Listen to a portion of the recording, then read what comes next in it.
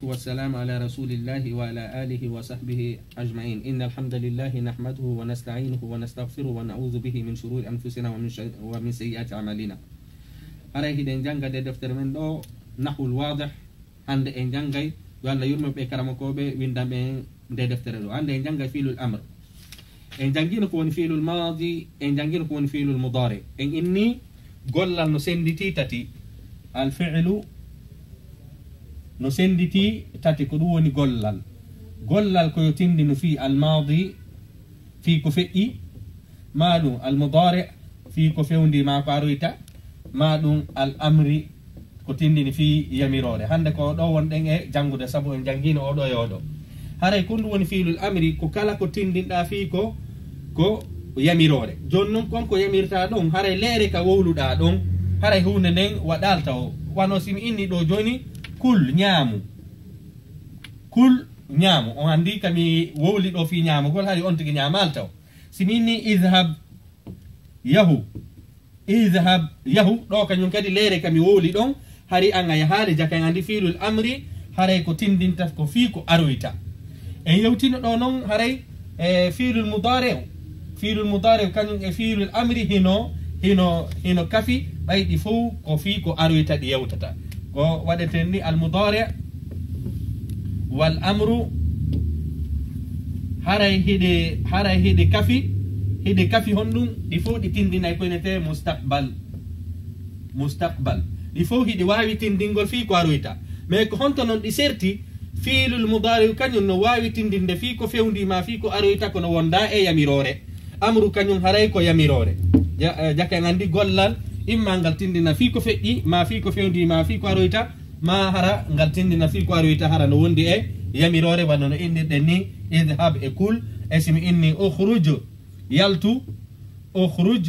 yaltu en andi ɗo kam inni ɗo yaltu hari anga yaltali taw. Joni jangen joma karama ko jon ko wi konka deftere ga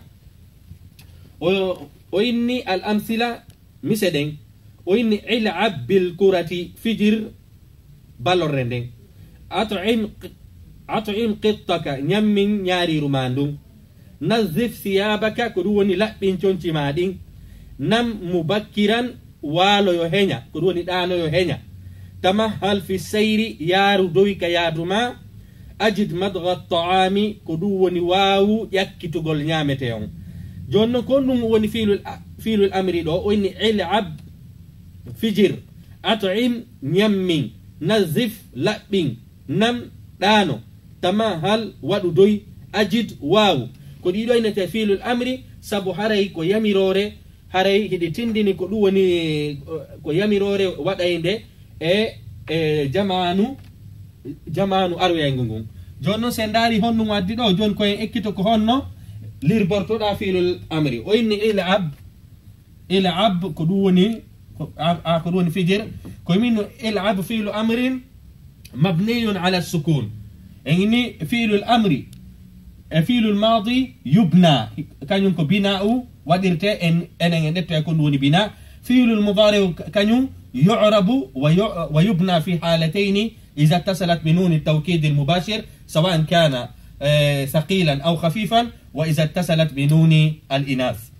فيبنى فعل المضارع والأصل فيه هو الإعراب. وين لو كان كدي أطعم يمين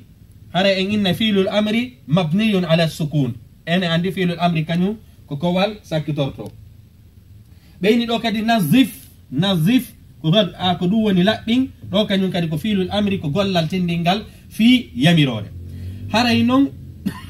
أنا إني قول لالستاي وني فعل الأمر كقول لال كوين تكون صحيح hara kalfe makko ɗen no selli en inino wondema gollal ñawgal ko hongal ko margal alif e waawu e yaawu innete wondema ko fiilu mu'tal al mu'tal ko gollal nawnugal wono sen daari ɗo it'am e kañum e il'ab ɗi jogaki ɗo alif e waawu e yaa ko ɗum waɗi fiilul amri haray ko sukunu haray ko kowal duwa wondude e muɗum. Amma noon si tawi no woni fiilul amri hara wondema hara hingal mari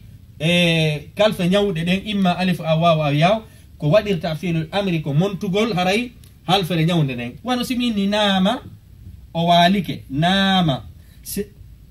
minna yanumu himo walade ka fiilul amri makko ka yamirore silam faala yamirde goɗɗo yo waalo hande kadi mi monta e oɗo o yiɗo alif hino ɗo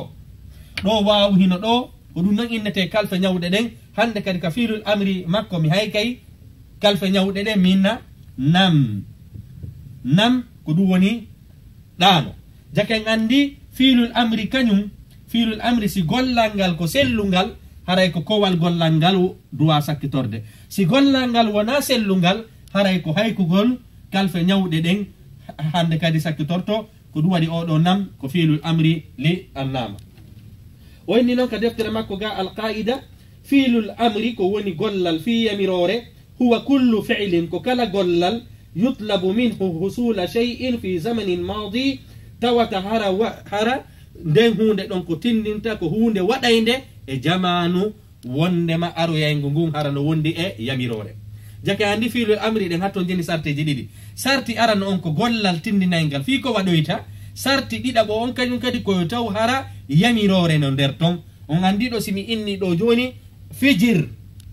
ɗo mi yamirima ya fijir gongol kañum kadi leere kam yetima ɗon sa'a kam yetima ɗon hari anga fi jali d'abord haray ko ɗum